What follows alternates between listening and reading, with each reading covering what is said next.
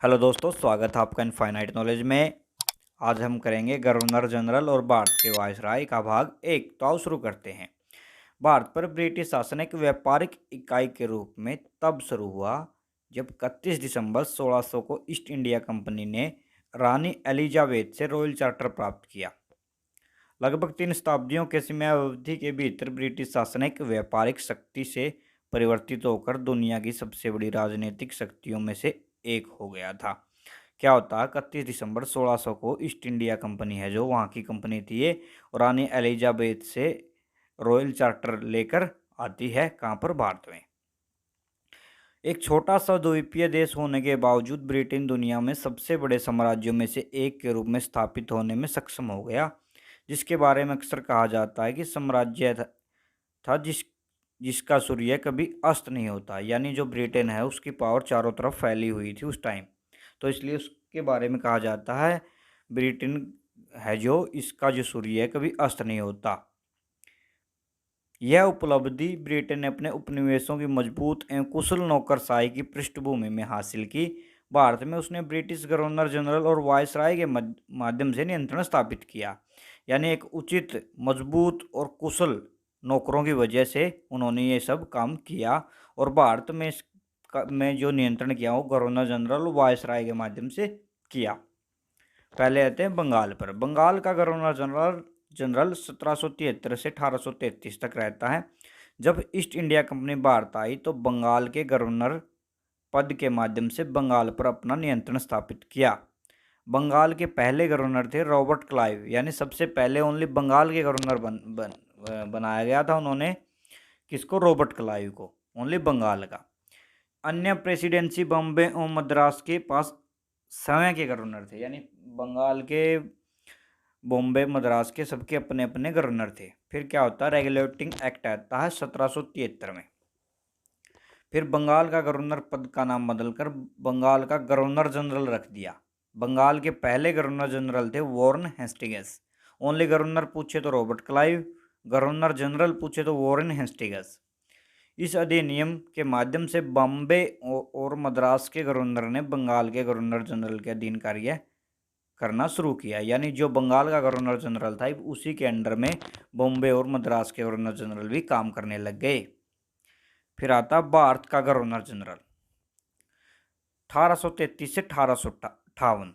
Charter act 1833 द्वारा बंगाल के governor general का पद का नाम बदलकर भारत का गवर्नर जनरल कर दिया गया।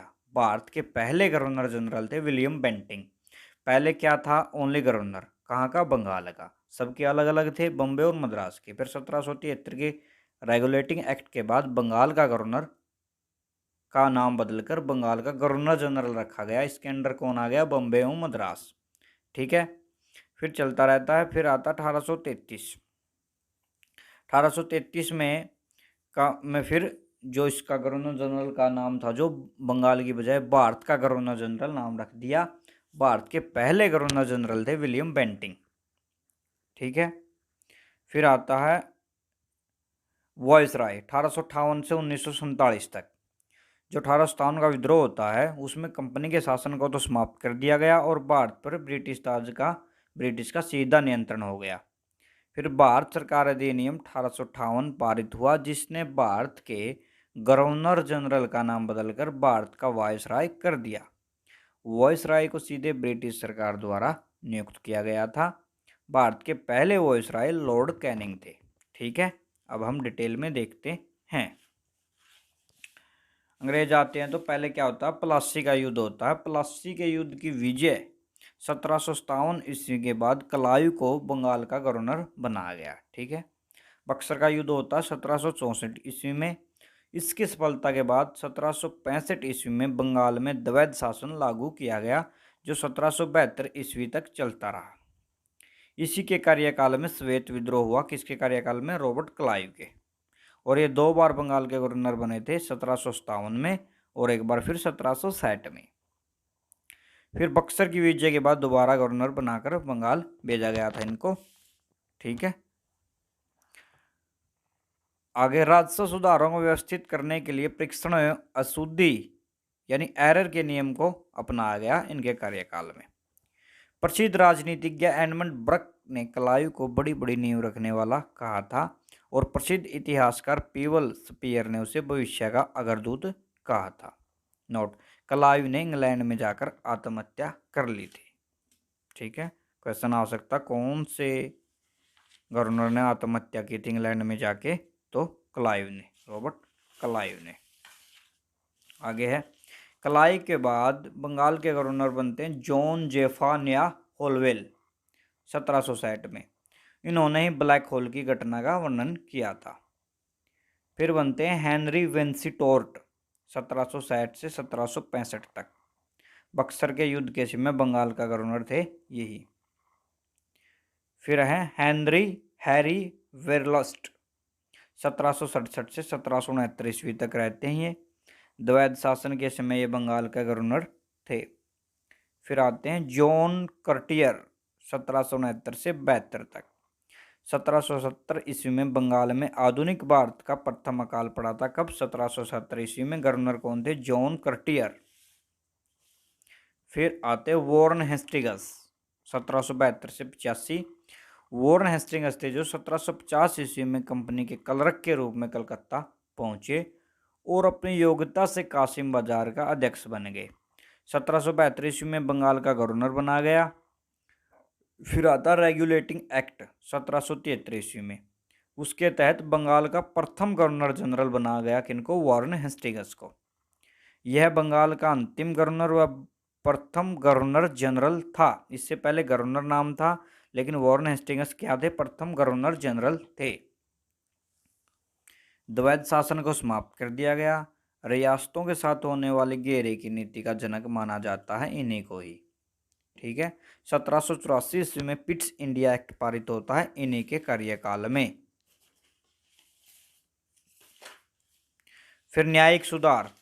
रेगुलेटिंग एक्ट के तहत 1774 ईस्वी में कोलकाता में एक सुप्रीम कोर्ट की स्थापना की गई। इनके प्रथम मुख्य न्यायाधीश थे एलिजा इम्पे। 3 अन्य सदस्य थे लिमेस्टर, चैम्बर्स एवं हाइड।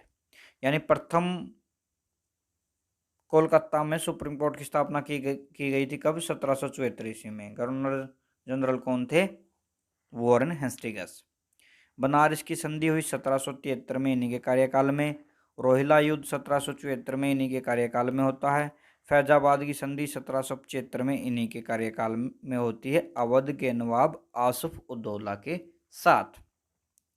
फिर प्रथम मराठा युद्ध 1775 से 1782 तक चलता है। 1782 में सालबाई की संधि होती है तो ये युद्ध रुकता है। 1780 से 84 में क्या होता है? मैसूर का दूसरा युद्ध होता है। फिर आते हैं लॉर्ड कॉर्नवालिस 1786 से 1793 तक गवर्नर जनरल रहते हैं।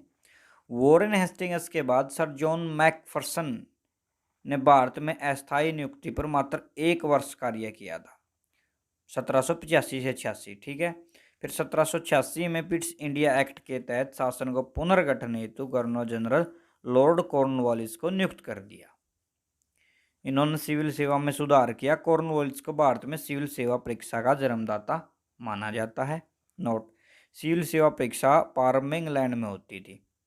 अगर प्रथम भारतीय आईएएस पूछे तो सत्येंद्र नाथ टैगोर बने थे 1863 ईस्वी में। परीक्षा की अधिकतम आयु सीमा वर्ष 23 थी, जिसे लिट्टन ने घटाकर 19 वर्ष कर दिया था। फिर बंगाल का स्थायी बंदोबस्त 1793 में कॉर्नवालिस ने किया था। बंगाल के जमींदारों को भूमि का स्वामी मान लिया गया था। एक साथ में बंगाल के जमींदारों को भूमि के लिए 10 वर्षीय लगान व्यवस्था लागू की गई इन्हीं के कार्यकाल में। नोट, कॉर्नवालिस दोबारा 1805 ईस्वी में भारत का गवर्नर जनरल बनकर आए थे। 1805 में गाजीपुर में मृत्यु हुई। गाजीपुर उत्तर प्रदेश में है, वहीं उनकी समाधि है। ठीक है,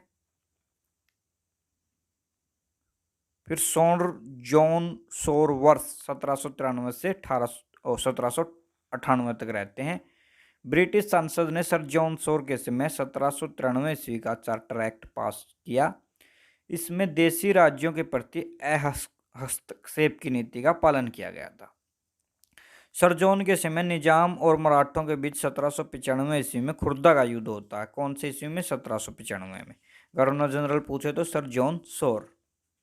ठीक है, आगे है लॉर्ड वेलजली, 1798 से 1805 ईस्वी तक रहते हैं ये गवर्नर जनरल। 1798 ईस्वी में रिचर्ड वेलजली, जिसे मार्क्विस ऑफ वेलजली के नाम से जाना जाता है, बंगाल का गवर्नर जनरल बना। बंगाल का शेर के उपनाम से प्रसिद्ध था।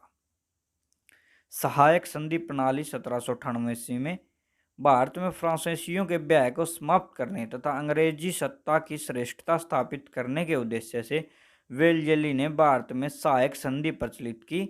इसके अनुसार प्रत्येक राज्य में एक अंग्रेजी रेजिडेंट को रखना पड़ता था और कंपनी की पूर्व आज्ञा के बिना राजा किसी भी यूरोपीय को अपनी सेवा में नहीं ले सकता था। यानी सहायक संधि प्रणाली लागू हुई थी फ्रांसीसियों के ब्याह को समाप्त करने के लिए। इसके अनुसार क्या था, राज्य में एक अंग्रेजी रेजिडेंट को रखना पड़ता था और कंपनी की पूर्व आज्ञा के बिना राज्य किसी भी यूरोपीय को, यानी कोई और आए तो वो सेवा में नहीं ले सकता था इनसे पूछे बिना। इनके कार्यकाल में द्वितीय अंग्ल मराठा युद्ध हुआ 1802 से 1803 ईस्वी में। इसी समय वेलजली के समय ही 1802 में मराठा पेशवा बाजीराव द्वितीय और अंग्रेजों के बीच बसीन या बसई की संधि हुई थी। कब? 1802 ईस्वी में। और लॉर्ड वेलजली के समय चौथा आंग्ल मैसूर युद्ध 1799 ईस्वी में हुआ, जिसमें टीपू सुल्तान थे जो वीरगति को प्राप्त हुए। 1799 ईस्वी में वेलजली ने प्रेस पर प्रतिबंध लगाया था। 1800 ईस्वी में फोर्ट विलियम कॉलेज की स्थापना की कलकत्ता में।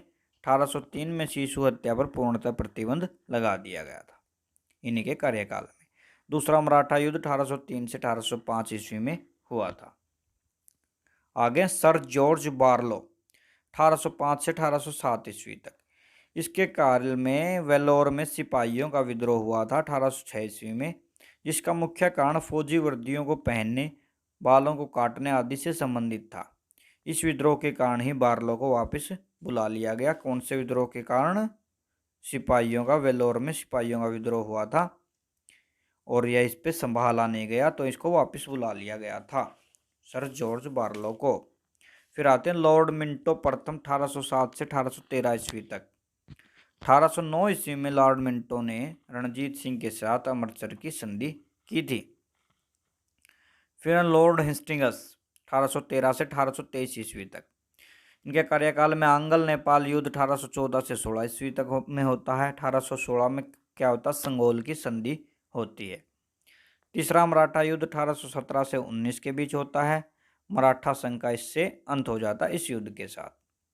लॉर्ड हेस्टिंग्स के समय ही एल्फिंस्टन ने बंबई में रैयतवाड़ी व्यवस्था 1820 को लागू किया था। ठीक है। फिर है लॉर्ड एमहर्स्ट 1823 से 1828। लॉर्ड एमहर्स्ट के समय की सबसे महत्वपूर्ण घटना बर्मा का प्रथम युद्ध है। 1824 से 26 ईस्वी के बीच लड़ा गया था, जिसका अंत याडुंबी की संधि से हुआ। 1824 ईस्वी में बैरकपुर सैन्य विद्रोह भी हुआ था। ठीक है, थैंक यू। कोई भी डाउट हो कमेंट में बताएं। चैनल को लाइक, सब्सक्राइब एंड कमेंट करें।